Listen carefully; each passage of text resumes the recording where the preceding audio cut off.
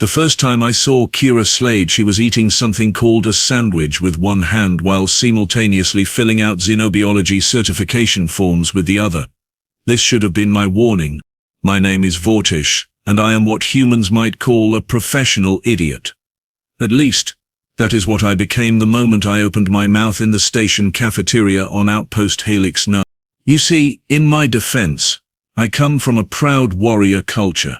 The Drexian Empire has conquered 47 star systems through superior combat prowess, advanced military tactics, and an unshakable belief in our physical dominance. We are tall, we are strong, and our exoskeletons can withstand impacts that would turn most species into what humans disturbingly call jelly.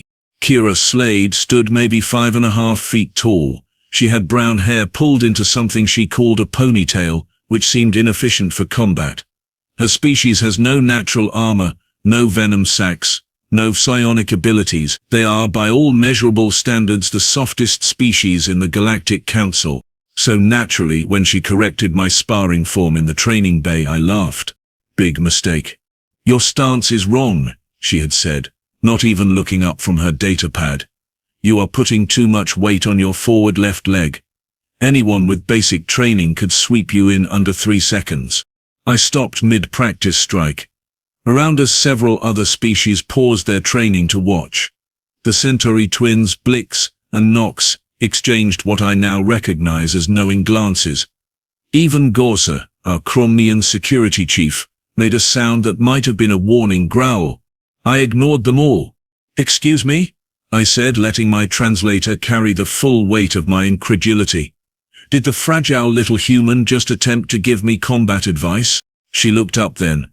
Her eyes were an ordinary brown, nothing special, nothing threatening, but there was something in the way she smiled, this tiny upward quirk of her lips, that should have sent me running back to my quarters.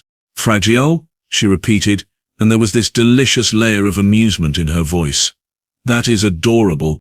Your species has no natural defenses," I continued, because apparently I had decided that morning to throw away all common sense.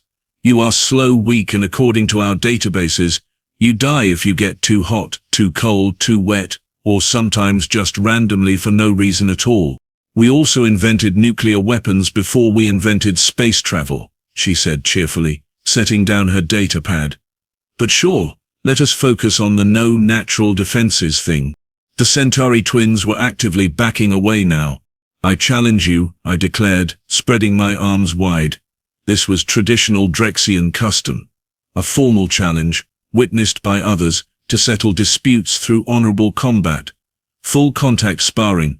Tomorrow at 1600 hours, we shall see whose combat technique is superior. Kira tilted her head, considering. "Full contact?" "Yes." "No weapons?" "Correct. Hand-to-hand only." "And when I win?" she asked, not if, but when, and I actually laughed again. "If by some cosmic impossibility you win, I will publicly apologize and admit that humans are not the weakest species in the galaxy." "Deal?" she said, extending her hand. I stared at it. What is that gesture? Handshake. It is how humans seal agreements. Cautiously I took her hand. It was warm, small, and disturbingly soft. She squeezed once, her grip firm but not threatening, then released me and went back to her datapad as if nothing had happened. That should have been warning number 2. The next day, the station's main training hall was packed. Word had spread faster than a plasma leak. It seemed everyone wanted to watch the arrogant Drexian warrior put the tiny human in her place. Credits were changing hands, bets were being placed, and I was reasonably certain I had heard someone offering 3-to-1 odds against me. Against me? A decorated Drexian combat specialist? I arrived early, wearing my traditional sparring gear, which is essentially form-fitting armor over our natural exoskeleton. I stretched, I practiced my strikes, and I reviewed 17 different scenarios for how to end the match quickly without actually injuring her too badly. Humans were annoyingly easy to break, and I did not want an interspecies incident on my record. Kira showed up exactly at 1600 hours, wearing loose grey clothing that looked more suitable for sleeping than fighting. Her feet were bare, she had tied her hair back even tighter, She was chewing something, which she swallowed before stepping onto the mat. "Ready?" she asked. "This is your last chance to withdraw with dignity," I offered generously. "That is sweet," she said, and I swear she was holding back laughter. "Really? But no." Causa stepped forward to officiate. Standard station rules apply. Match continues until submission, unconsciousness, or I determine someone cannot safely continue. Understood? We both nodded. "Begin." I moved first, naturally. I had planned a simple grab, something to quickly demonstrate the strength difference and end this farce. I would catch her arm, apply a control hold, and force submission within seconds. My hand closed on empty air. She had moved, not slowly, not telegraphing her intent, but fast. Actually fast. One moment she was standing in front of me, the next she was at my side. And then I felt pressure behind my knee, the exact spot where Drexian leg joints have a vulnerable gap in our exoskeleton. My leg buckled. Not dramatically, but enough that I had to shift my weight, which meant she was right about the stance, which was mortifying. I spun, faster now, more aggressive. I threw a combination strike that had won me 3 regional tournaments back. How? She slipped the first punch, ducked the second, and somehow ended up behind me again. The crowd was silent, disturbingly silent. I feinted left, struck right, and finally connected with her shoulder. Except she rolled with the impact, using my own momentum to create distance, and when she came back up there was no pain in her expression at all, just that same calm focus. "You telegraph your strikes," she said, conversationally, as if we were discussing the weather. "Your shoulders drop right before you commit. Also, you are still leaning too far forward." I roared, pride overriding strategy, and charged. What happened next is somewhat embarrassing to recount. She sidestepped, grabbed my arm as I passed, and used something she later called leverage and physics. My own mass, my own momentum, turned against me. I went flying, actually flying. 600 pounds of Drexian warrior launched through the air like a child's toy. I hit the mat hard enough to feel it through my exoskeleton. Stars burst across my vision. Somewhere far away I heard gasps, some laughter, and what might have been applause. Kira was suddenly standing over me, offering that same hand she had extended yesterday. "You good?" I stared up at her.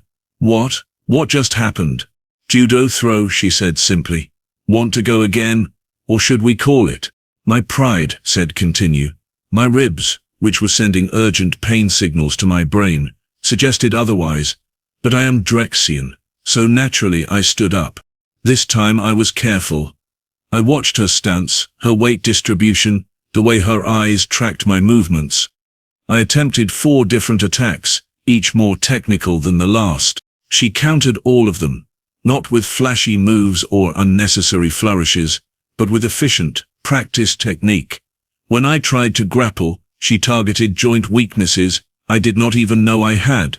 When I attempted strikes, she was never where I expected her to be. And then she went on offense.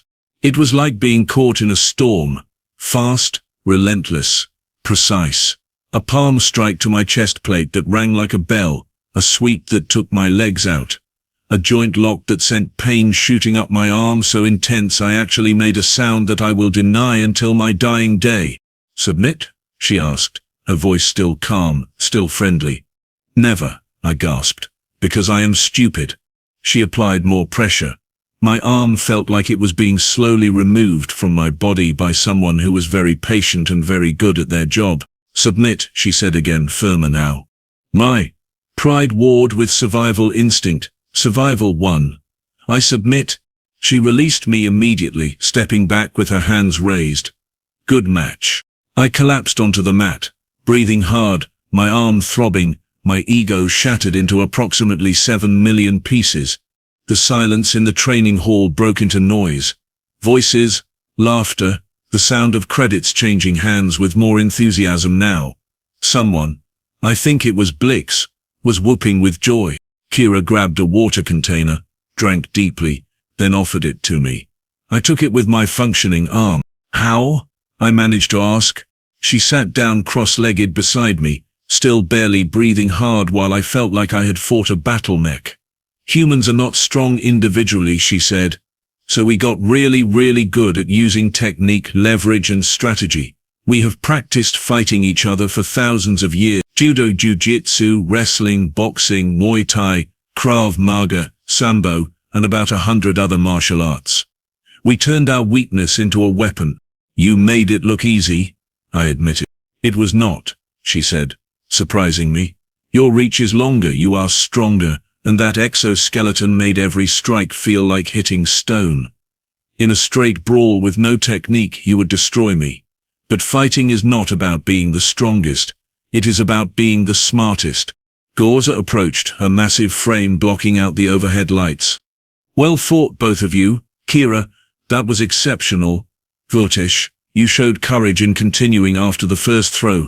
Courage or stupidity? I muttered. Often the same thing, Gorza said with what might have been sympathy. I struggled to my feet, still unsteady. Kira stood as well, that same small smile on her face. The apology? She prompted gently. Right. The terms of our agreement. I straightened as much as my bruised body would allow, and raised my voice so the entire hall could hear. I, Vortesh of the Drexian Empire, formally apologize. I was wrong. Humans are not the weakest species in the galaxy. They are. I struggled to find the right words. Terrifying in ways I did not understand. The crowd cheered. Kira's smile widened just slightly. Want to know the funny part? She said as the crowd began to disperse. There is a funny part to my complete humiliation. I am a xenobiologist. Combat is just my hobby. I stared at her. Hobby? Yep. I do this for fun, on weekends. What do actual human warriors do? Her expression shifted into something that made my exoskeleton feel suddenly inadequate. You really do not want to know. And you know what the worst part was? She was absolutely right. I did not want to know. But I was going to find out anyway. 3 days after Kira Slade systematically dismantled my entire worldview, I was still walking like someone had replaced my skeleton with broken glass. Every movement reminded me of my failure. The Centauri twins had started bowing mockingly whenever they saw me. Even the station's cleaning drones seemed to beep with judgment. I was in the medical bay getting anti-inflammatory injections when Kira found me. Hey Vortesh, she said, leaning against the doorframe with that casual human posture that somehow conveyed both friendliness and the potential for extreme violence. How are you feeling? Like I was thrown across a room by someone a third my size, I replied, because apparently getting defeated had not taught me when to keep my mouth shut. She laughed. Actually laughed. Good. That means you are healing properly. Listen, I need a favor. I stared at her with what I hoped was appropriate suspicion. The last time I interacted with you, I ended up apologizing in front of 40 witnesses. This is different. Remember how I mentioned I am a xenobiologist? Your hobby comment? Yes. It haunts my dreams. Well, my actual job just got interesting. We picked up some weird readings from the abandoned mining facility on Theta 7. Command wants me to investigate, and regulations say I need security escort. Gorza recommended you. Gorza recommended me? The same Gorza who watched you fold me like laundry? Kira grinned. She said, and I quote, anyone who takes that kind of beating and still gets up has either tremendous courage or tremendous stupidity, and either quality is useful in unknown situations. I am uncertain whether to be honored or insulted. Go with honored. It is better for morale. So you in. I should have said no. I should have claimed injury, prior commitments, or sudden religious obligations. Instead, I heard myself say, when do we leave? 30 minutes. Shuttle Bay 3. Bring weapons. The fun kind. She left before I could ask what she considered the fun kind of weapons, which should have been warning number 17, but I had stopped counting. Theta 7 was a miserable rock orbiting a dying star. The mining facility had been abandoned 6 years ago after the corporation running it went bankrupt. According to the briefing files Kira sent to my datapad, the weird readings were energy signatures that did not match any known technology. So probably nothing dangerous. I said as our shuttle descended through the thin atmosphere. Or definitely something dangerous, Kira corrected cheerfully. Those are really the only two options with unknown energy signatures. Your species has a very concerning definition of acceptable risk, says the guy who challenged me to full contact sparring. She had a point. The facility was exactly as welcoming as expected, which is to say not at all. Rusted metal structures jutted from grey rock like broken teeth. The air was breathable but tasted like regret and poor life choices. Emergency lighting flickered in the main corridor, casting everything in sickly yellow. Kira pulled out a handheld scanner and immediately became focused in a way that reminded me uncomfortably of how she had looked right before throwing me across the training hall. Energy signature is coming from sub-level 3, maintenance section. Of course it is, I muttered, checking my plasma rifle. It is never coming from somewhere convenient like the cafeteria or the gift shop. Abandoned mining facilities have gift shops. No, which is my point. We descended through levels of increasing decay. The facility had not aged gracefully. Ceiling panels hung loose. Water dripped from pipes that should not have had water, and everything smelled like rust and desperation. Sub-level 3 was worse. The emergency lighting here was completely dead, forcing us to rely on our helmet lamps. The beams cut through darkness thick enough to feel solid. Reading is stronger, Kira said, her voice steady despite the atmosphere of impending doom. 30 meters ahead, some kind of chamber. Naturally. Because we would not want this to be easy. The chamber turned out to be an old storage area that someone had converted into something else entirely. Equipment I did not recognize lined the walls. In the center sat a device that hurt to look at directly, all impossible angles and surfaces that seemed to exist in more dimensions than my eyes could process. Oh no, Kira said softly. Those two words in that tone from the woman who had beaten me unconscious while barely breathing hard made every survival instinct I possessed start screaming. Oh no, I repeated. What does oh no mean? This is Viridian technology. I do not know what that means. The Viridians were a precursor race. Existed about 4 million years before the current galactic civilization. They disappeared completely, and nobody knows why. And this is their technology. Looks like it. Which is bad because Viridian tech tends to do things like rewrite physics, create spatial anomalies, or occasionally explode with the force of a small star. I took several steps backward. Perhaps we should report this and let scientists handle it. I am a scientist. I meant scientists who use words like caution and safety protocols. Kira was already moving closer to the device, her scanner held out like a shield that would definitely not protect her from spatial anomalies. The energy signature is active. That means someone turned this on recently. How recently? Based on the decay rate of the quantum field, I would say within the last 6 hours. The implications of that hit me like another judo throw. Someone else is here. Or was here. A sound echoed through the chamber, metallic, deliberate, and absolutely not something an abandoned facility should be making. We both spun toward the entrance. My rifle came up automatically. Kira, I noticed with some alarm, had drawn a human weapon she called a pistol, which seemed insultingly small for the situation. 3 figures emerged from the darkness. Not human, not Drexian, not any species I recognized. They were tall, maybe 7 feet, covered in what looked like living metal that flowed across their frames like liquid. Their faces, if you could call them that, were smooth and featureless, except for a single glowing line where eyes should be. Sentinels, Kira whispered. Viridian automated defense systems. Are they friendly? Historically, no. The Sentinels moved with disturbing fluid grace, spreading out to surround us. The lines on their faces pulsed with light that made my translator scream static. New protocol, Kira said calmly, which was absolutely the wrong tone for this situation. When I say run, you run. No arguments, no heroics, just run. What will you be doing? Buying time? That is heroics. It is strategy. The center sentinel raised one arm. Energy gathered at its palm, crackling with power that made the air itself cry out in protest. Run, Kira shouted. I am not proud of what happened next, but I am also still alive to be not proud of it. I ran, through the chamber entrance, down the corridor, my boots hammering against metal grating.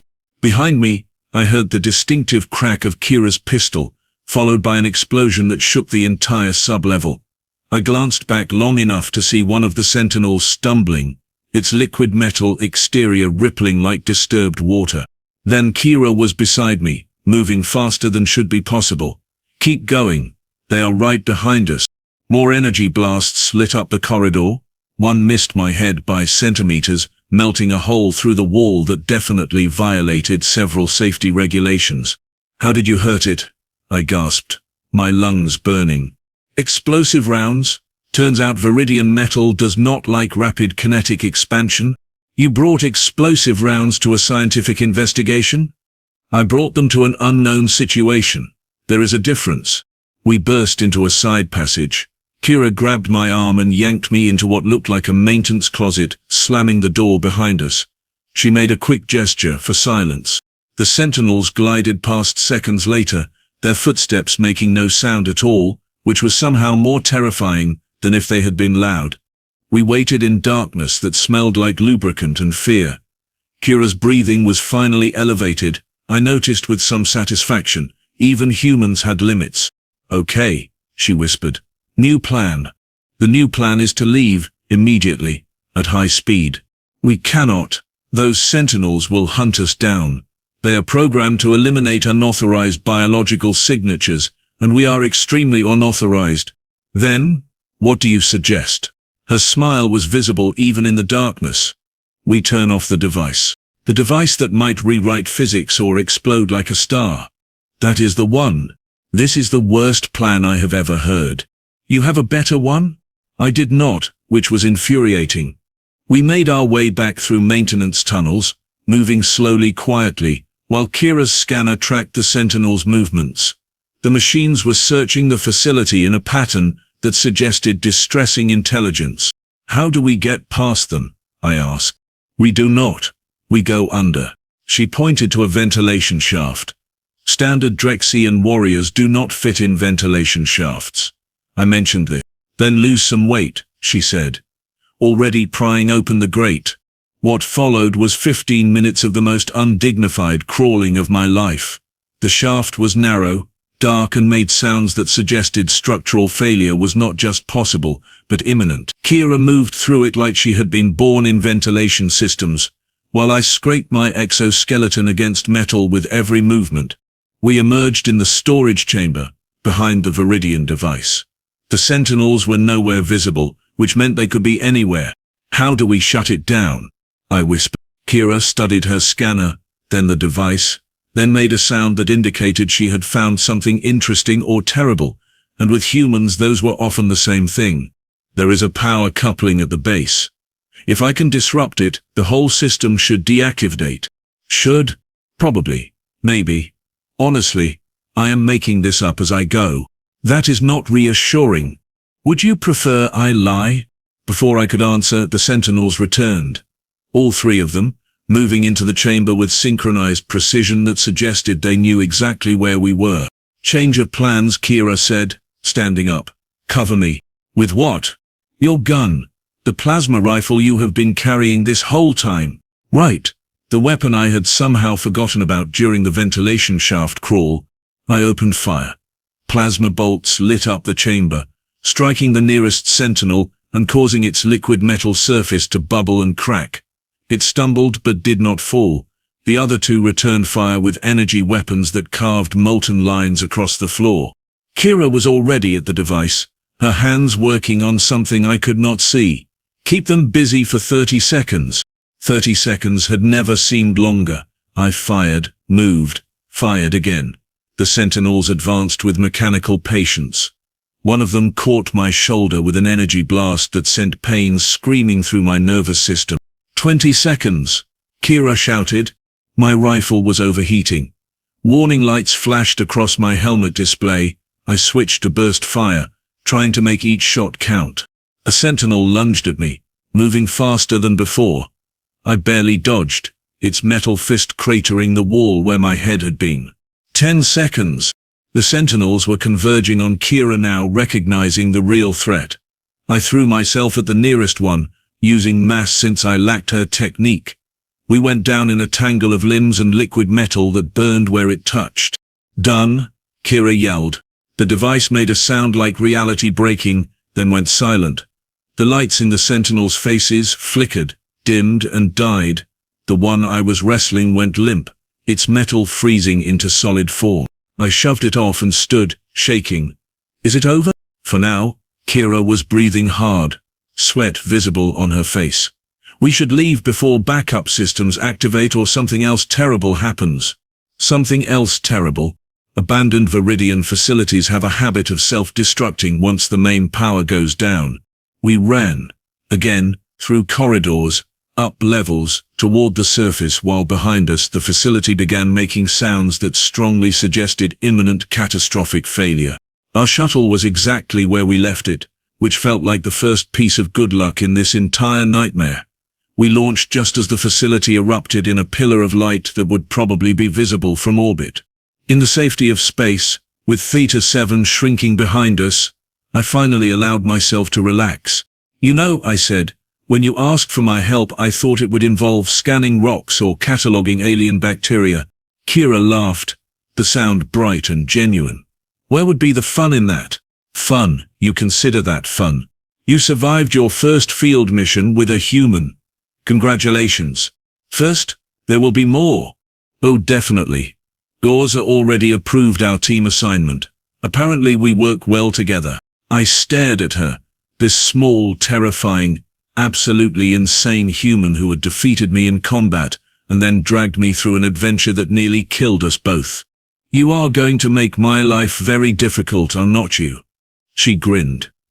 "Vortesh, I am going to make your life very interesting. There is a difference. And you know what the truly horrifying part was? I was actually looking forward to it. Humans, they will get you killed, humiliated, or both. But apparently they will also make you feel more alive than you ever thought possible. I still think they are terrifying, but maybe, just maybe, that is exactly what the galaxy needs."